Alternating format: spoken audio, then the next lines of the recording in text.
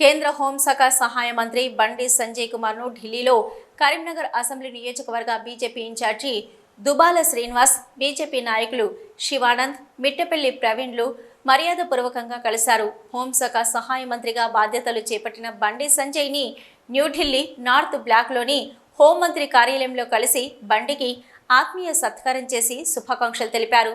Party బలోపేతం కోసం కష్టపడి పనిచేసే కార్యకర్తలకు ఉన్నత పదవులు లభిస్తాయనడానికి బండి సంజయ్ ప్రత్యక్ష నిదర్శనమన్నారు. ఏబీవీపీ కార్యకర్తగా ప్రస్థానాన్ని ప్రారంభించిన బండి ఎలాంటి రాజకీయ కుటుంబ నేపథ్యం లేకపోయినప్పటికీ ఇప్పుడు కేంద్ర సహాయ మంత్రిగా ఉన్నత శిఖరాలకు ఎదిగాడన్నారు. తెలంగాణలో బీజేపీ బలోపేతం చేయడానికి బండి సంజయ్ చేసిన కృషి ఎనలేనిదన్నారు.